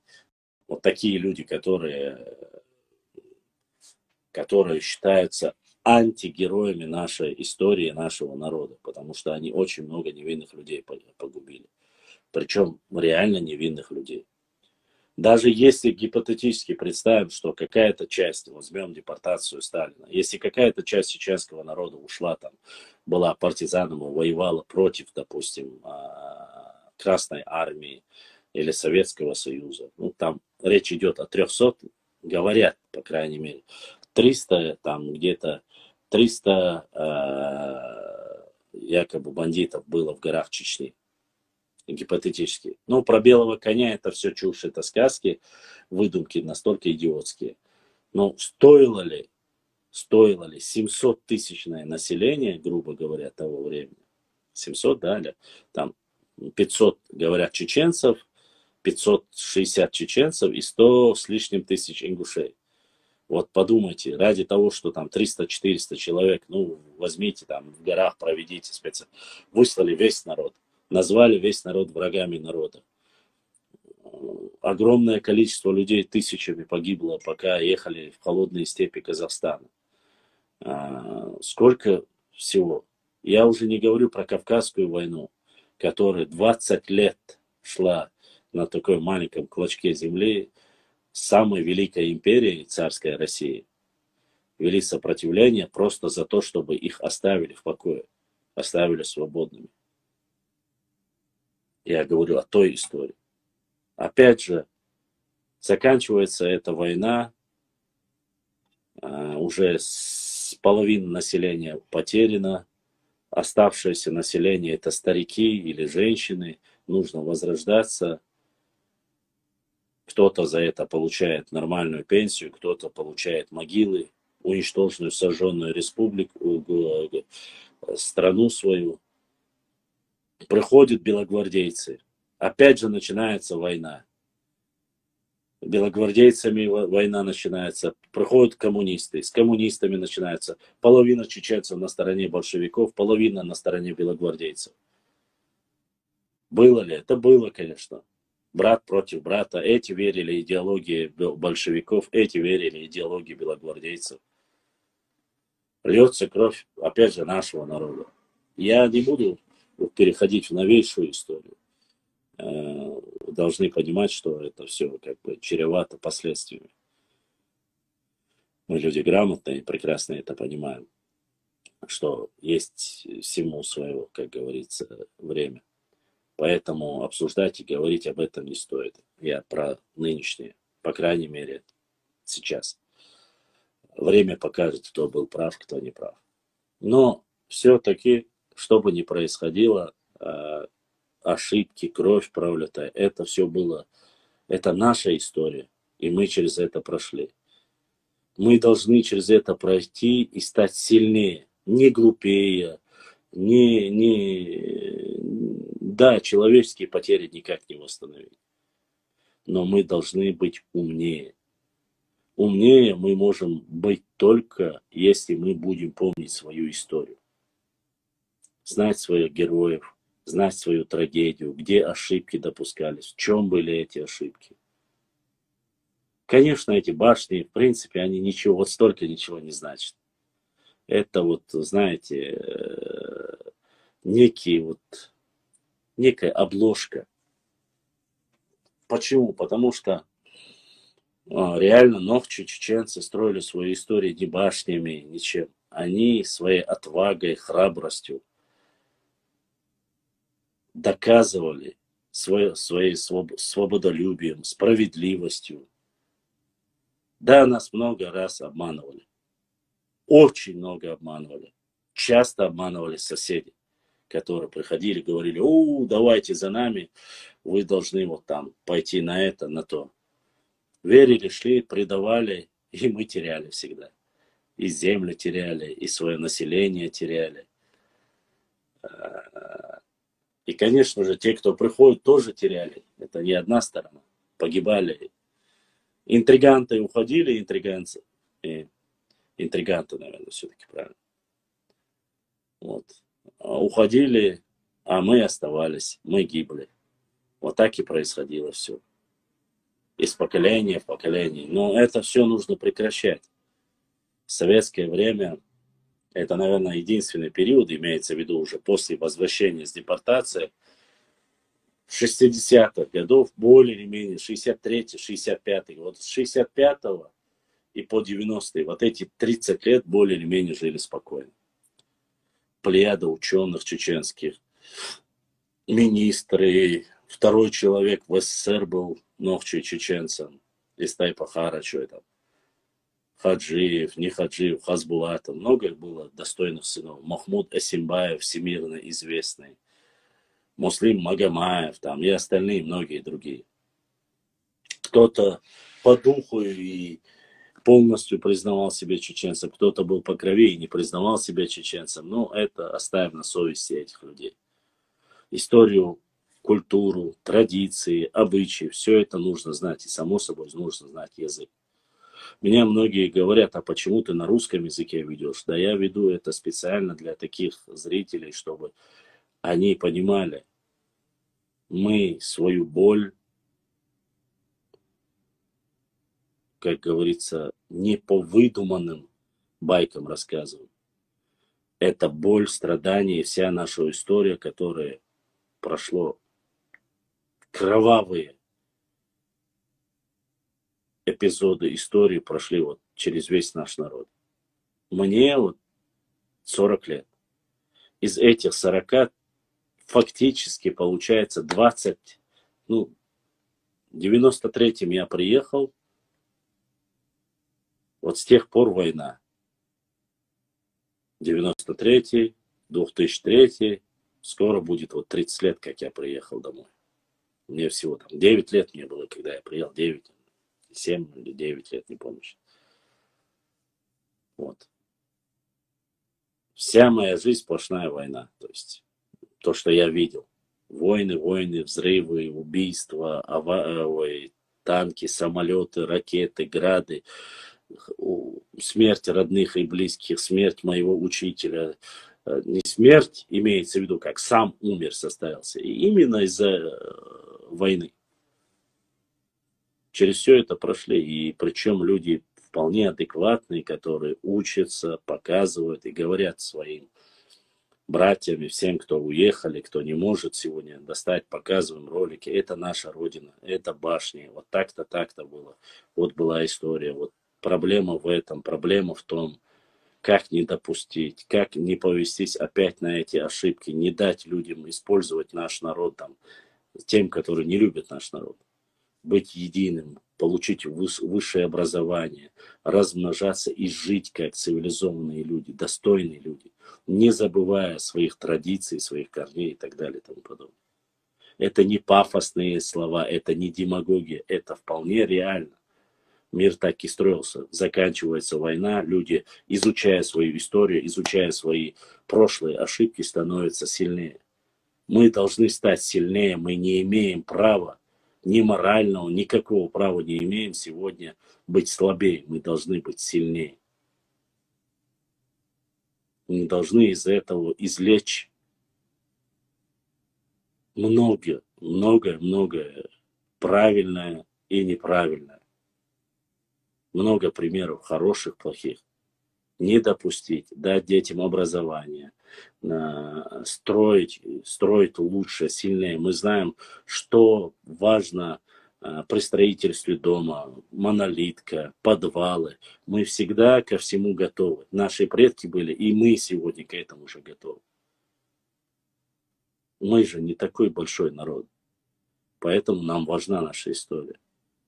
Кстати, сегодня, может быть, и многие не понимают, но в общем российском пространстве, в общем российском государстве, наша история, если ее разрешат и если ей заниматься глубоко, одна из старых, очень богатых историй. Если не запрещать, если не давить, если там не говорить, что это национализм. Это не национализм, это изучение своей истории. Хорошее или плохое. Эти люди, которые раньше воевали, там, пытались, завоевывали, геополитику делать, они все умерли. Они сегодня перед Создателем ответят за это. Правильно это, неправильно это. Мы должны знать, где нас подставляли, как нас обманывали, к чему приводили, как нас дробили, как у нас отнимали. Все это мы должны знать. Знать, чтобы далее никогда этого не допустить. Человек не может снова и снова идти к тому, чтобы его физиологически уничтожали. Но мы не настолько примитивные, я не знаю, Homo erectus. Я надеюсь, что наш народ это в основе своей все Homo sapiens, по крайней мере. Люди разумные, которые понимают, что мы не воспитываем только там рабов, не воспитываем там, я не знаю, все синдромом этого, стокгольмским синдромом людей. Мы воспитываем нормальных, достойных потомков, которые от своих предков не отличают. Я надеюсь, что это, конечно, глобализация много испортила, поэтому изучение истории очень важно. К сожалению, есть один минус среди нашего народа. Ты видишь, у меня 15, там, 115, 200 там, человек в эфирах бывает. Это не пафосная тема. Все пытаются там более там спорт, вот глобальные какие-то проблемы, и глобализация уничтожает какие-то консервативные, традиционные ценности. Вымываются из жизни. Это коснулось и моего народа, к сожалению. Это плачевная ситуация. Поэтому сегодня я смеюсь, конечно, и говорю, в Ютубе основной контингент людей, которые смотрят наши эфиры, это старшее поколение, которые реально прошли через все это. И они знают, о чем я говорю. И они это прочувствовали. А салаги, которые не олдскульные, так сказать, не нюхавшие порох, не ходившие по городу, ожидая, что откуда-то могут выстрелить или забрать, или ты можешь пропасть, они через это не прошли. Они не искали в городе место, где можно было просто стать и сфотографироваться. Чистое место заасфальтированное. Они через это не прошли. Они не сидели в кафедрах, точнее, не сидели в аудиториях, где газовая грелка была, и вместо стекол на окнах были пленки салофановые. Не салофановые, а клеенки, которые теплицу закрывают. Они не мерзли. Они не за один, я не знаю, пока проходишь один курс, не теряли там 5-6 однокурсников, потому что их забирали, заходили в университет, проводили там зачистки и так далее и тому подобное. Через все это мы прошли. Ты идешь, где-то теракт, погиб твой родной человек, который просто ехал домой с работы. Это надоедает, это все, понимаете? Но самое страшное, что ты к этому привыкаешь. И эти молодые люди сегодня этого не понимают и совершают много глупостей. Они не думают, эти старперы собрались, там болтают, нам это не интересно. Нас это не касается. А вот когда у них появляются дети, когда им становится 30-40 лет, они уже начинают думать, надо быть осторожнее. А бывает уже поздно. Ну, благо, хоть те люди, которые доходят до этого когда-нибудь. А есть те, которые не доходят, так и помрут дураками. Вот наша работа, наша, я имею в виду, вот тех людей, которые довести до этих людей, что если мы не исправим эту ситуацию, могут быть очень плачевные. Поэтому башни, карты, традиции, адаты, история, все это очень важно. Если ты хочешь сохраниться как этнос, как народ. Если ты гребаный космополит, ну извините за выражение, тогда я про телефон брата это написал не по-горски, а китайцам. Так, Башлам, слышал ли ты о том, как один чеченец говорит, что нашел клятву имама Шамиля на арабском, клятву царской России? Если слышал, можете сказать. Да, я слышал, я давно слышал об этой информации, что, ну, говорят, что это неправда, честно сказать, я лично этот документ не видел, а то, что он сдал клятву, об этом многие, кстати, сами дагестанские ученые на телевидении, есть видеоролик, где они говорят, чтобы жить в России в мире согласия, что Шамиль об этом говорил, это и есть все. Вы можете посмотреть. Ну, что я могу сказать? Ну, сделал, сделал. Ничего удивительного нету. Только враги нашего народа будут ссылаться на слова врагов нашего народа. Ну, значит, дети будущего будут также говорить про вас. Это здорово. Я не понял, правда, о чем речь, но ладно. Наивность. Башлам. Во времена выселения чечевица 1944 года Ингни больше 30 тысяч не было. Это однозначно тогдашняя статистика сама по себе говорит. Ислам странник. Я говорю официальные данные. По официальным данным там было где-то 560 тысяч или 650 тысяч чеченцев и 100, то ли 110 тысяч ингушей там написано. Я не знаю. То, что я читал, говорю. Было их 30 тысяч, 40 тысяч. Я не могу сказать. Он Сахашин. Чеченцы башни строили не ради забавы или для того глаз радовать, в отличие от других, которые еще украшали их известняком, а ради защиты. Муса тоже известный человек. Так дальше, что Башлам сделал эфир в Телеграме. В Телеграме сделаю обязательно, в Телеграме тоже эфир. Хотя бы брат ночи для нашего народа. Так, дальше. Дальше. WhatsApp Башлам.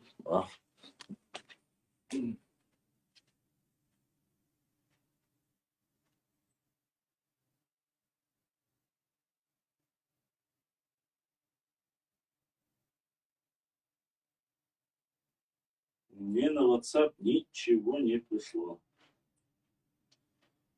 Кроме того, что Адам задонатил. А я на Гюса, вот то, что пришли 2 доната, больше ничего не пришло ко мне на WhatsApp. А вот сейчас пришло. Ага. Все, нохчу задонатила, да, дукяхел, нохчу, да, сей дуэл, а да, это будиснег эзершка судолил. Еще задонатила наша сестра Нохчуева.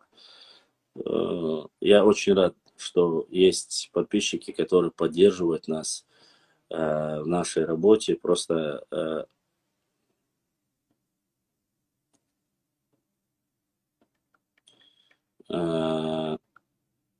за то, что вы поддерживаете нашу работу. И наш канал Далсей Дуэл, Далдухяхуэл. Огромная благодарность. Вот уже сегодня 3 человека задонатили.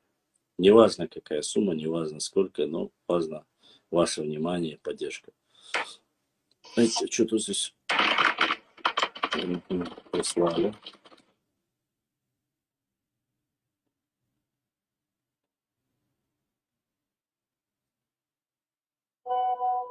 Так. Дальше.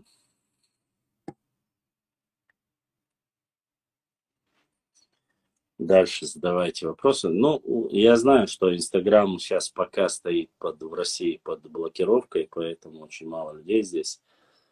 Сколько у нас людей сегодня в Ютубе есть? Вот определенное количество.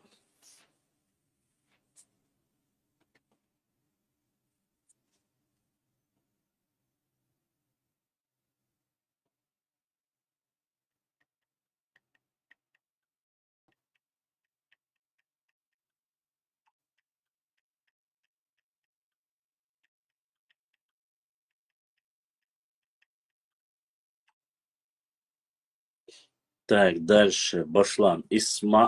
Исмайли Дуда из Мартана был сподвижником Бейбулата Таймиева, Айсы Гиндаргноевского. Они дали бой в 1826 году с казаками, которые не понял, 62. Уважаемые друзья, вот, допустим, ты, который низом 3 семерки, если эта информация подтвержденная, скидывайте мне в директ то, что вы знаете. Я проверю достоверность и обязательно опубликую. Просто Бену Бенаси, я не знаю, где Старая Гвардия. Ближе к осени, наверное, потянутся. Но сейчас пока тишина. Сейчас, я не знаю, всех своих старых гвардейцев я потерял.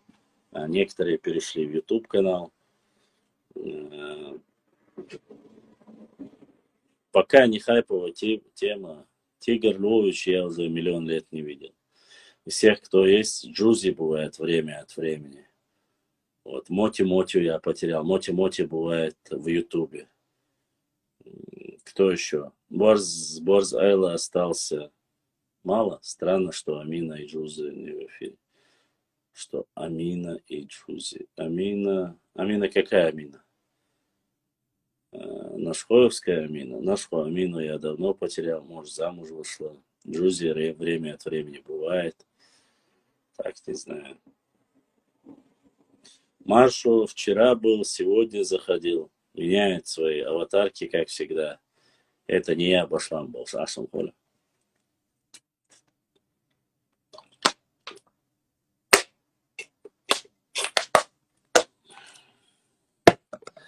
Многие, которых я встречаю на улице, говорят: мы помнишь, раньше в Инстаграме работали вместе, гуняды, интересно, Дарон, я говорю, а я до сих пор здесь. Инстаграм Болбяшу, да, работает. Мы не останавливались, мы работу ведем в Ютубе, в Инстаграм, в Телеграм, и никогда у нас, в принципе, с этим проблем нет. Все мы здесь. Мотя вернулась, Аязин Ибраимс. Да, Мотя, я видел комментарий, Мотя. Почему-то Мотя, когда говорят, я вспоминаю сразу этот Мото, точнее. Этот мультфильм, как он назывался? Не помню сейчас.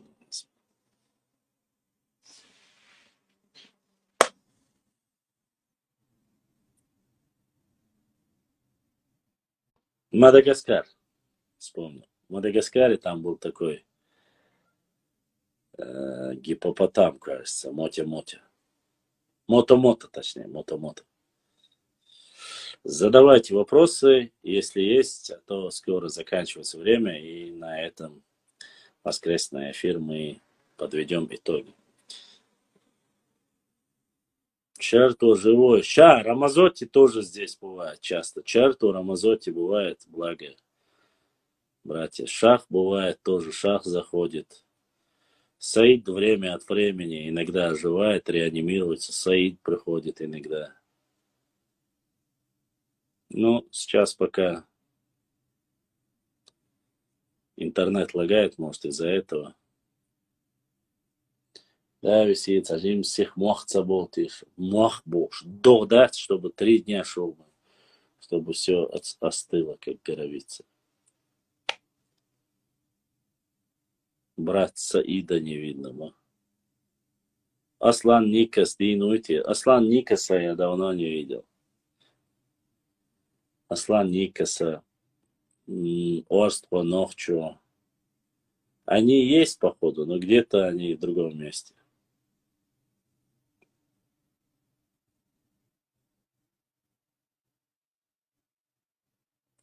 Послушайте, не обязательно задавать по истории. Если вы хотите задать вопросы, можно и другие вопросы задавать.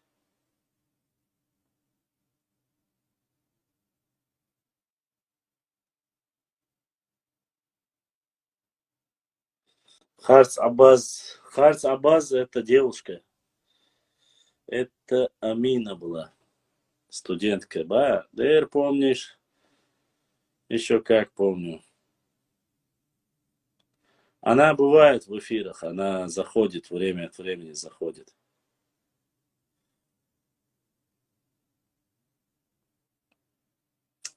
Нет, когда ты делаешь анонс, конечно, заранее делаешь анонс, они заходят.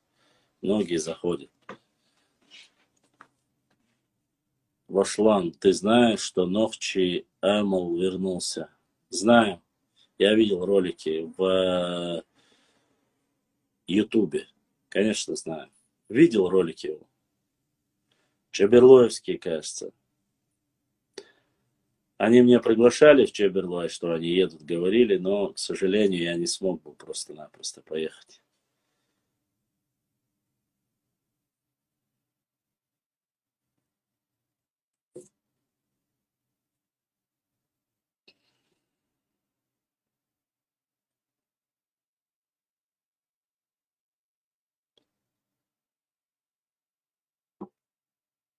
Ну, сегодня тоже неплохо, до 20 людей в прямом эфире в Инстаграм.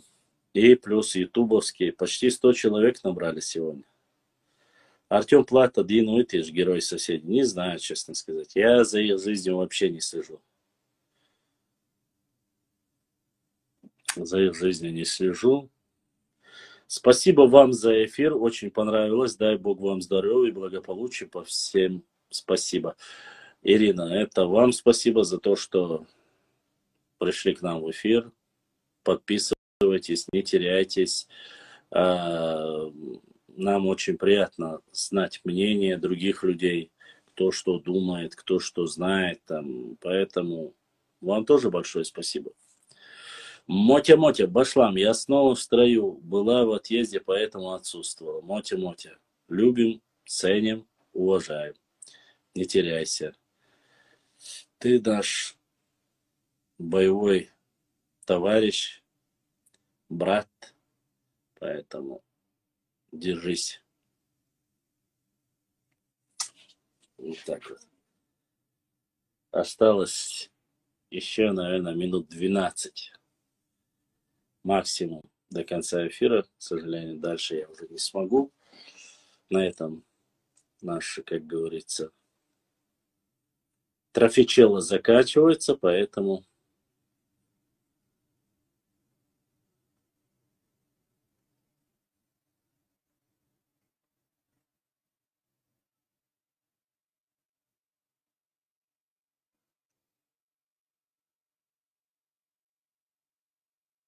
Башлам видел карту 1833 года. Там ингуши указаны только галашевцы, назрановцы, карабулахи, но все они обозначены как чеченские племена. Ну, конечно, что ты ожидал? В 1833 году нету такого округа даже. Не забывай, Ингушевский округ появился только в 1860 году.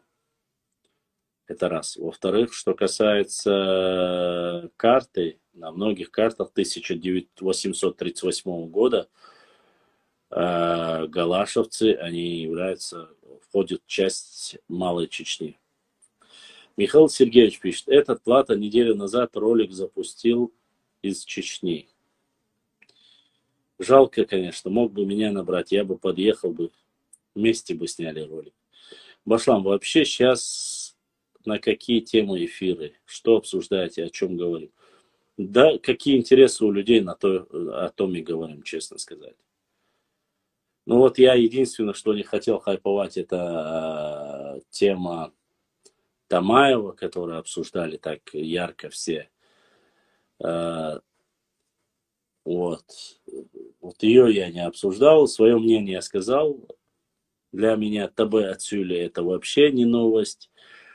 На чьей стороне было это само собой. Да, хорош ли, плохо ли, ведет себя как бы там ни вел.